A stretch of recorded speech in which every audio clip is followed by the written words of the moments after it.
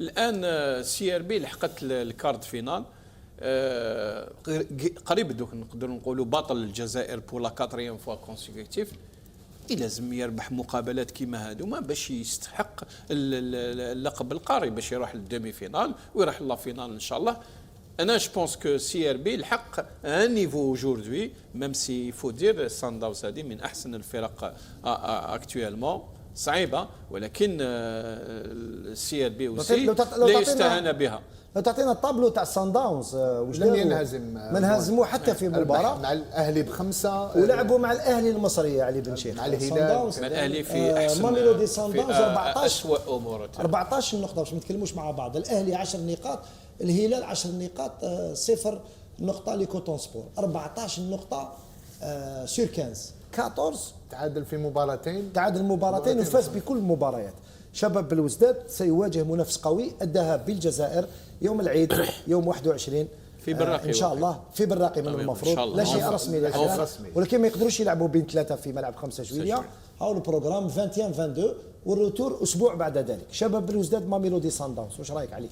سي فريك سي ان ماتش ديفيسيل، على كل حال تلحق لهذا المستوى يولي صعب لي ماتش، ولكن السي ار بي لازم دير لا ديفيرونس هنا، دير هنا يفو هنا كالكان ان شاء الله تربح بين سكور كومام ما يكون لاباس، باش ليها تقل لادفيرسير هو اللي يولي مقلق ويتنفتح، يتنفتحوا له كاع لي زيسباس وينجم ممكن يسجل، باسكو هنا صح، باسكو ليها سافا ايتر كومام ديفيسيل، مي جي كونفيونس في السي ار بي. نعم، سنعود للحديث بالطبع الاسبوع القادم قبل المباريات عن هذه اللقاءات، لكن وضعيه شباب بلوزداد امام سان داونز كيفاش تشوف اللقاء معاذ؟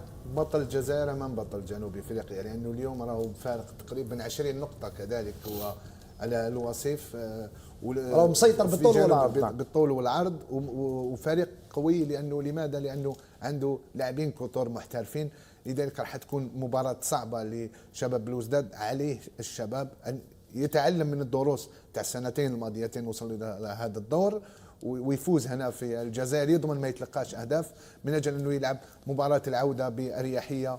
ولما لا نتمنى، عندنا ثقة في شباب بلوزداد أنه شبيبة القبائل، شبيبة القبائل الترجي الرياضي التونسي، اللقاء الذهاب أيضا يوم السبت ثاني يوم العيد أو أول أيام العيد لا ندري حسب ليلة الشك. شبيبة القبائل ستواجه الترجي الرياضي التونسي في دربي مغاربي. أعتقد بأنه الترجي الرياضي التونسي أحسن من أنه سان داونز وأحسن من الرجاء. ونقول لك بأهداف ماهيش نفس الأهداف، بين لأنه شبيبة القبائل الهدف تاعها الرئيسي هو ضمان البقاء. راح نقول تلعب مع الترجي مباراة حفاظ على الاسم والعلاقة تاع شبيبة القبائل أمام الترجي. الاسم تاع شبيبة هو اللي راح يلعب مع الترجي الرياضي التونسي، لكن الهدف تاع شبيبة القبائل الترجي شفناها مع شباب بلوزداد، شفناها. شبيبة القبائل بإمكانها أنها تحقق نتيجة، ولكن مأمورية صعبة. لماذا؟ من الناحية الذهنية خاصة. رضوان علي بن شيخ، شبيبة أمام الترجي الرياضي التونسي، الترجي اللي شفناه مع شباب بلوزداد فاز، صحيح فاز هنا في 5 جويلية، لكن في لقاء الإياب لعب لالي هنا اللي تكلاسو دوزيام كامل اللي تروا كلوب الجيريا، لالي هنا روتور في تونس.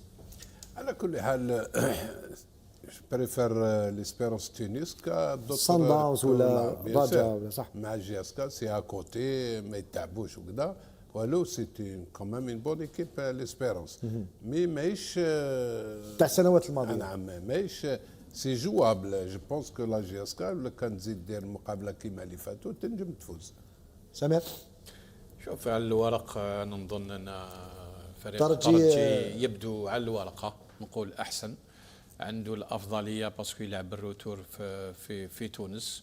وشبيبه القبائل شفناه في المقابلات الاخيره حتى البارح ضد شلوم العيد، يعني الاداء ما يبشرش بزاف بالخير. تبقى كما قال علي لو بلوز امبورطون سي دو سوفي الكلوب دو لا ريليغاسيون، ولكن انا اظن ان حاجه مليحه، ولكن اظن في كاس افريقيا المستحيل ليس قبائلي، ليس قبائليا. اعطيني طابلو الاخراني اللي وريته لنا، طابلو فينال هذاك يبين بانه شبيبه القبائل، شاهدوا شبيبه القبائل لو تتاهل امام ترجي الرياضي التونسي، وحتى شبيبه نعم لو تتاهل راح تواجه الفائز من الاهلي مع الرجاء. وشباب الوزداد لو يتأهل أمام سان داونز راح يواجه الفائز بين سيمبا التنزاني مع الوداد.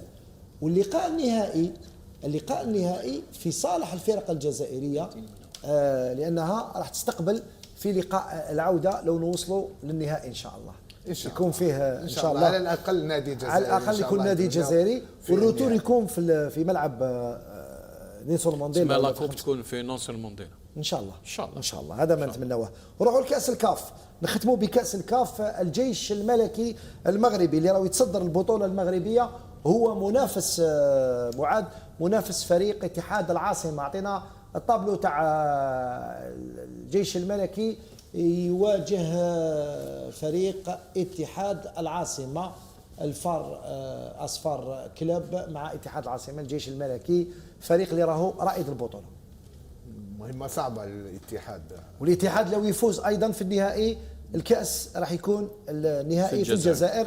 الكاس في لقاء العوده راح يكون في الجزائر، لان هذه المره كي شامبيونز ليغ كي لا كوب دلاكاف ما داروش تلعب مباراه واحده في بلد محايد، تلعبها الي روتور، واليسما ان شاء الله تكون مهمة صعبة رضوان.